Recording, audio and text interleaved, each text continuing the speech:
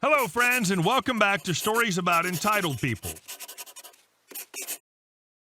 Can't expect anything less from an obese McDonald's manager. That's the most she'll ever achieve in her short, unhealthy life.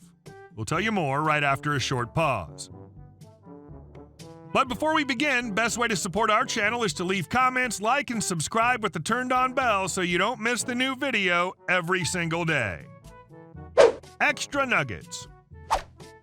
When I was younger and worked at my local McDonald's, I hated my supervisor. Let's call her Irene, because that was her name. She was the kind of person who bullied a 16-year-old shy girl working her first job. She played favorites. Once she changed my schedule early in the morning because someone else didn't show up and called me to come in. When I said I knew I didn't have to work that day but could be there in 20 minutes, she wrote me up for being late and for insubordination for questioning her about it. She said, well, you should have come in on your days off to check the schedule. But she had literally just changed it that morning before we even opened. And she didn't know it, but I had actually done that because this wasn't the first time I was late for work. I mean, nothing about what she was doing was okay. It was sabotage. And the way she was going about it didn't even make sense. I wish I knew then that I could have easily gotten her fired for all the crap she did. Another time she wrote me up for making my own sandwich, which is something she did every single day without fail, and so did everyone else. She even came on her days off to make herself a free sandwich and leave. So during that same shift, after writing me up for it, which I did exactly twice over, I saw Irene pull out some meatloaf she brought from home. She threw it on the grill, grabbed a bun, and started piling on a massive amount of cheese, lettuce, etc. I stood there and watched in horror her literally cooking her own food from home, and she turned around and just gave me the biggest, most evil smirk I've ever seen and said, "That's right," like she was putting me in my place. She then proceeded to devour her disgusting creation in front of me. She didn't pay for any of the stuff she used and didn't wash her hands at any point before or after, and didn't even clean the grill after having meatloaf and shredded lettuce and crap on it. She made me clean it. I couldn't handle it. I cried. That was so messed up.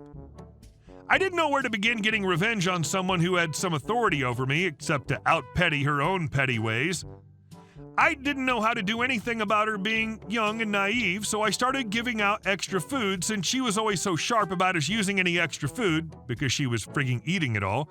It was pretty much just extra nuggets because it was easy to get away with that.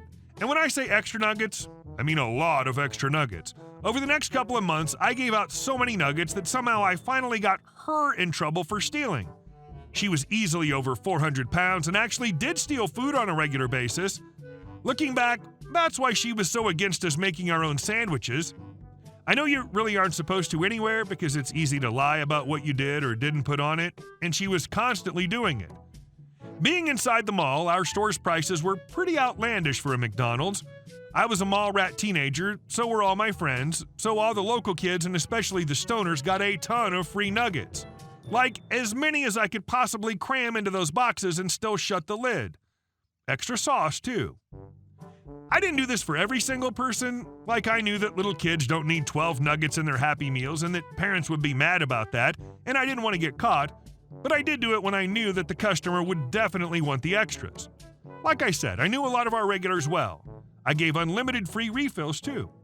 We were only supposed to give one free refill, and only if they didn't leave the food court. I gave as many free refills as I could, and if a supervisor or manager was present, I just charged them the 50 cents regardless of how many they had already gotten or whether they had left and come back. I guess Irene was already in trouble with the higher-up management, for some reason, and after a while they accused her of stealing whole frozen packages of nuggets and taking them home. For all I know, she could have actually done that. It was so satisfying when I got to see her get in trouble, though. She deliberately bullied me, and only me. And this woman was easily twice my age. Whoever would do that must have some serious problems. Knowing I got her in trouble and by some miracle never got caught myself gave me the biggest sense of justice of my life. Not long after this, I found a much better paying job and that McDonald's doesn't even exist anymore. But sometimes I wonder what happened to that awful woman and where or if she's working now. If I ever get an extra nugget, I'd wonder if it was truly an accident or some other kid's cry for help while caught in the clutches of the fat tyrant that is Irene. And our second story. Don't want to fix my AC? Then you can scrounge my garbage from the parking lots and be fired. The head of maintenance at my former complex was a real butthead. Units had floors fall, collapse, and he'd take a month to come nail a board over it. No AC or heat? Upstairs keeps flooding you? We'll look into it. I'll let you know. Gonna get it done next week. The office was just as bad. We had rats, flies, and lots of bad smells. Rats? Nobody else reported that? Everyone else reported that? Roaches? We don't have those. The internet disagrees. We'll get it fixed, just waiting for corporate to approve it, etc., etc. Our AC stopped working in the Atlanta heat. Mr. Douche came and said it was working. It was 85 degrees inside. Called the next day, came and said if it still wasn't working in 24 hours, call again. It's Friday, so have to call Monday, etc., etc. The AC was constantly breaking, and he'd come over and yell at us for having it too low. It can only be 1 degree lower than the outside temperature. Really? When it's 105, I could only have it on 104? On and on. I hated him. We all hated him. Anyway, I realized that to avoid being fined by the city, maintenance first thing in the morning went around the complex picking up litter. It was 24 buildings on a private, fenced-in road. Any trash on the ground couldn't get out of the complex. It just got stuck on the fence. So I decided to stop walking my trash bags the half mile every night to the main dumpster. I drove it halfway, dropped it on the road, and ran over it at 65 miles per hour. Or spread the non-smelly stuff behind the mailboxes, behind the bushes, along the road, across the lawn. A few times I drove around with stacks of papers on the roof so they went everywhere. If I didn't have enough trash, I'd grab someone else and pow, 65 miles per hour garbage explosion. Someone dumped something big and heavy at the dumpster? I'll just tip that over and down the little hill for you. And when it got really cold, I would see that little a-hole all bundled up, digging under cars, behind bushes, along the fences to get my trash. Eventually, I screwed up and some piece of trash with my name on it was found. He woke me up at 8 a.m. to threaten me. Fair enough. So I emailed the office a complaint. Apparently, they didn't like him either. He was fired the next day. And a month later, I moved out. 4 months before my lease originally was supposed to expire, to a nice big house with no rats or roaches and a working air conditioner. And our next story. You'd like to speak to the supervisor? I used to work at a pizza restaurant call center, and due to my exceptionally calm and courteous demeanor and the fact that I never lost my cool under pressure, I was eventually promoted to the position of Escalated Transfer Supervisor. For those of you who don't know, the Escalated Transfer Supervisor, ETS, is the end of the line when a customer is sent to customer service. Typically, customers were only transferred to me when they were being so unreasonable that the regular customer service rep, CSR, couldn't deal with them anymore.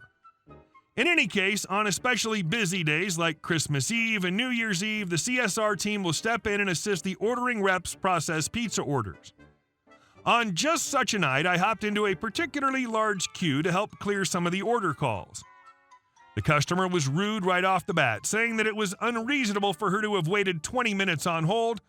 Keep in mind it was dinner time on New Year's Eve. I explained this to her in my nicest customer service voice. She brushed me off with a whatever. No big deal.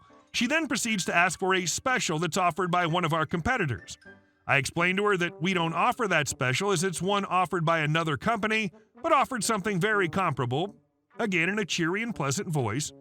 She flipped out, claiming that the customer is always right and that I was being so rude. She then asked to be transferred to customer service so she could have me fired. I happily obliged, adding her into another 20-minute queue. I then made sure that her call would come right back to me as I took over a CSR desk. When I answered, she seemed confused and asked, "Wasn't I just speaking to you?"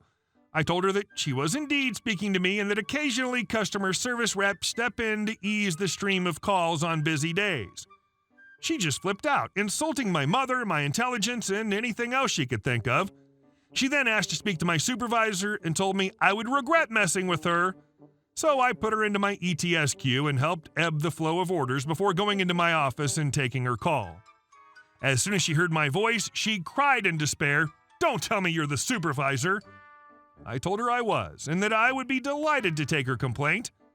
She sheepishly told me that it wasn't necessary, apologized to me for the way she'd been acting, and commended me on my professionalism, placed her order, and hung up. I have never been so gratified in my life. And our last story. Neighbors cut down 2 very large trees in our backyard without our permission. Just got back home from a week-long vacation and were shocked to find 2 very large, very old trees cut down in our backyard, probably 50-year-old trees. The trees provide shade and privacy in our backyard, and now there's a huge hole and a giant pile of lumber against our back fence. There's a tree removal truck in our next-door neighbor's yard, so it's obviously their doing. They didn't ask us for permission, and they had to trespass in our backyard in order to cut the trees down. We tried to knock on their door and get an explanation, but they weren't home. We left a note to contact us ASAP. We've never met them before, so we don't know their names. For more background, the trees were not hanging over the fence into their yard. We weren't really maintaining the 2 trees, but we've never heard any complaints. The neighbors live in a $1 million mansion, and we live in a normal starter home, so I don't know if they just didn't like the view or what. Edit. My husband and I are first-time homeowners, so this is all new to us. We're going to spend all day taking pictures and documenting the original size of the trees. We're also going to confirm the property lines and have an arborist come check out the tree. Edit 2. We contacted the company that cut the trees so they could confirm who paid them. Then, with the help of a lawyer, we made it clear that the trees were on our property and received a huge compensation because Ohio has a law that makes our neighbors liable for triple the damages. I don't think these payments hit our neighbors too hard. They're rich as hell. Hey guys, thank you all for watching the video. I'll see you in the next one.